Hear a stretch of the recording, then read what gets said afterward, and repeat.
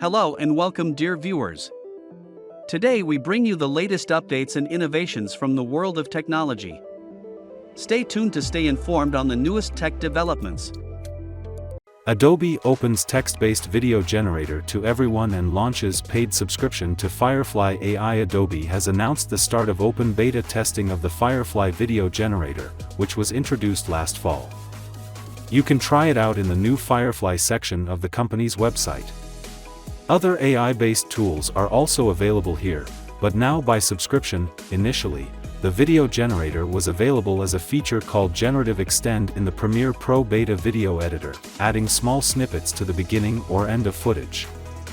Now, there's a new tool called Generate Video that creates video from a text description or a static image. Options are available to change or direct the AI's output, mimic styles, choose camera position, camera movement, and distance from the subject. Previously, the generator created videos in 720p resolution. Now 1080p at 24 frames per second is supported. The maximum duration of the generated video is 5 seconds, and the creation of a video takes from 90 seconds. Adobe is also developing additional versions of the system. One will offer a lower resolution and will be used for creating ideas, and another will be able to generate 4K videos. Both versions are expected to appear soon. The company has also updated the Firefly site's generative AI tools section, with an improved user interface and integration with Creative Cloud apps including Photoshop, Premiere Pro, and Express, making it easier to transfer and edit your creations.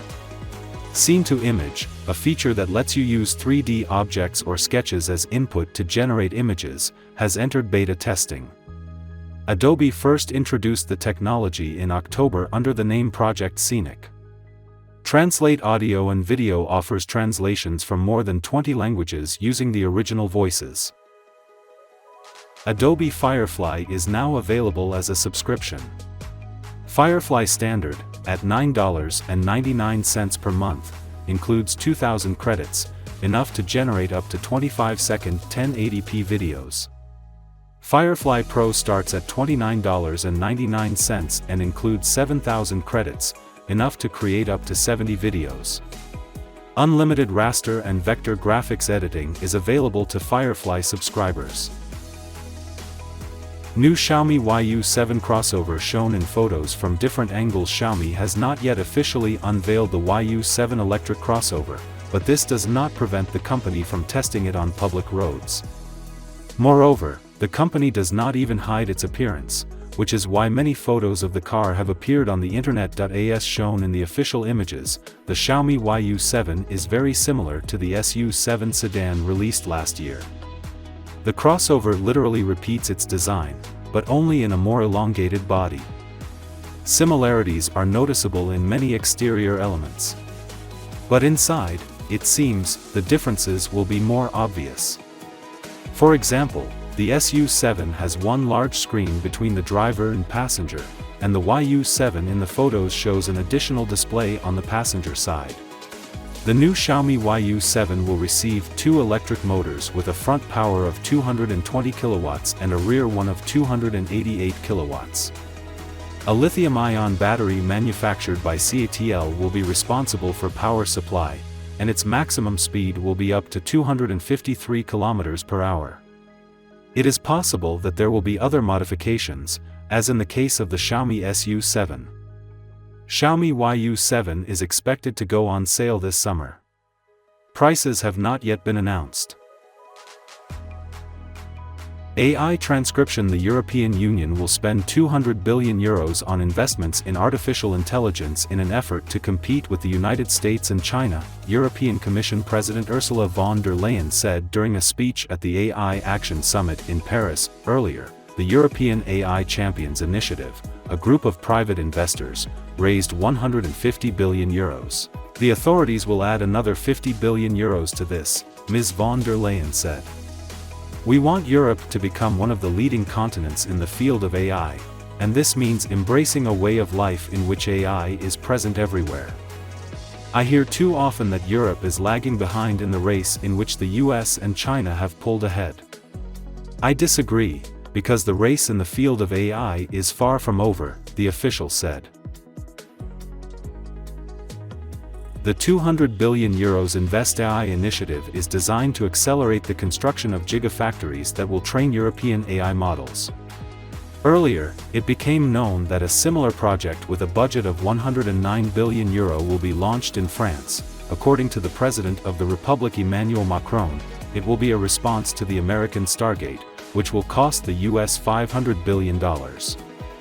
The investment is aimed at helping the EU catch up with China and the US, which have made significant progress in developing cutting-edge AI models such as DeepSeek and ChatGPT. The EU was the first in the world to adopt a comprehensive AI Act last year. AI will improve our healthcare, drive our research and innovation, and increase our competitiveness. We want AI to be a force for good and growth. We will do this with our own European approach, based on openness, collaboration, and outstanding talent, said Ursula von der Leyen. Cheap smartphones will become more powerful and get AI functions. Qualcomm presented Snapdragon 6 Gen 4, the first chip on ARMv9. Qualcomm has unveiled the Snapdragon 6 Gen 4 octa-core mobile processor. This is the first ARMv9-based smartphone chip and the first Gen 4 chip to be manufactured using TSMC's 4nm process. Previous generations of processors are manufactured using Samsung's 4nm process and TSMC's 6nm process. The Snapdragon 6 Gen 4 has one main Cortex-A720 core with a frequency of 2.3 GHz, 3 Cortex-A720 performance cores with a frequency of 2.2 GHz, and 4 small Cortex-A520 cores with a frequency of 1.8 GHz. Previous generations of Qualcomm's 6 series processors on the ARMv8 architecture used combinations of Cortex-A78 and A55 cores. Despite the switch to a new architecture and a new set of cores, Snapdragon 6 Gen 4 does not provide a very impressive increase in computing performance. It is only 11%, Geekbench 5.2 single-core test data. At the same time, the new Adreno GPU in the chip offers a more significant performance increase of 29% compared to its predecessor. The company does not say which GPU is used in the new generation processor. The new chip is also 12% more energy efficient than its predecessor. Snapdragon 6 Gen 4 is the first in the series to support INT4 calculations. This will allow optimized AI models with a large number of parameters to fit into the limited amount of RAM. For example, Qualcomm is working on AI for text summarization. The company mentioned that LLMs running locally on Snapdragon 6 Gen 4 devices will have minimal memory requirements, but the manufacturer did not go into details. The Snapdragon 6 Gen 4 is said to support up to 16 GB of LPDDR5 RAM with a frequency of up to 3200 MHz, as well as LPDDR4X with a frequency of 2133 MHz. It also supports UFS 3.1 flash memory and a USB-C 3.1 interface, which can connect an external display with a resolution of up to 4K and a refresh rate of 60 Hz. In addition, support for 10-bit color and HDR10+ is declared. The processor supports displays with a resolution of up to 1080p+ and a refresh rate of up to 144 Hz. The integrated graphics core in Snapdragon 6 Gen 4 is said to support Snapdragon Game Super Resolution, scaling in games with a resolution of up to 4K, and Adreno Frame Motion Engine, a frame generator that doubles the number of game frames, but does not increase power consumption. The chip also has a triple 12-bit ISP signal processor with support for camera sensors up to 200 MP. It supports video recording in up to 4K resolution in HDR mode, but only at up to 30 frames per second. Support for HDR10 and HLG formats is declared for video, and 10-bit HEIF is supported for photos. The processor also includes a hardware acceleration unit for playback of H.265 and VP9 formats, but not AV1. The network capabilities of the new product include a 5G modem with support for operation in ranges up to 6 GHz, sub-6 GHz, 4x4 MIMO, mmWave, 2x2 MIMO, and download speeds up to 2.9 gigabits per second. There is also support for Wi-Fi 6E, Wi-Fi 6 and Bluetooth 5.4 with aptX adaptive. The GPS receiver supports 3-frequency positioning, L1/L5/L2. Realme, Oppo and Honor will be the first to introduce their new products based on Snapdragon 6 Gen 4. When exactly is unknown. Qualcomm says, in the coming months. Manufacturers are positioning the chip for devices in the $100 to $150 price range. Crytek is in crisis. The studio decided to fire 15% of its employees and froze Crisis 4. German studio Crytek, known for the PvPvE shooter Hunt, Showdown 1896 and the sci-fi action series Crisis, announced forced layoffs and a suspension of work on a new game. Crytek has reportedly made the difficult decision to lay off 15% of its 400-strong workforce, with around 60 people affected. They are promised severance pay and help finding new jobs. According to Crytek, attempts to cut costs in recent months have not been successful.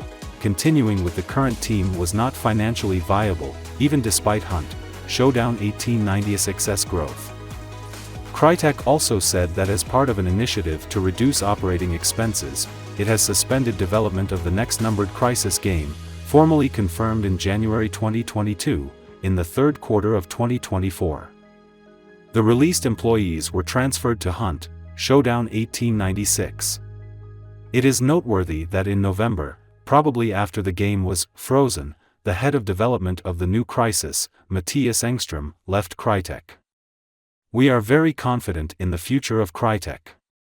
With Hunt, Showdown 1896 we have a very strong game as service and we are fully committed to its continued operation. We will continue to expand and develop the game, the studio assured. Even before Crisis 4 was announced, Crytek had a free-to-play third-person battle royale game called Crisis Next in development. It was never officially confirmed, but 13 minutes of gameplay footage from the game leaked last summer. Samsung smartwatch helps detect heart disease in 2023. With the release of the Galaxy Watch 6, the company added a function to detect irregular heart rhythms to its smartwatch. Since then, many users have been able to detect heart problems and receive timely medical care. In one of the most recent cases, the accessory helped an elderly woman reportedly detected atrial fibrillation, AF, in a 61-year-old woman, an abnormality in which the upper chambers of the heart beat irregularly and too quickly. The condition itself is not life-threatening, but it can cause a stroke. At first, the woman ignored the notification, but when the watch warned her of potential danger for the fourth time, she finally sought medical help. Doctors did indeed diagnose her with atrial fibrillation. After confirming that the ECG results showed atrial fibrillation, I called the insurance company's nurse consultant, and around that time I felt a slight pain from the left side of my neck to my shoulder, the woman said. There are also reviews online from other Galaxy Watch owners who found that the watch helped them report atrial fibrillation in advance. This was the main technological news of the day. To follow the news, subscribe to our channel, click like, and leave your thoughts in the comments. See you in the next videos. Keep up with technology.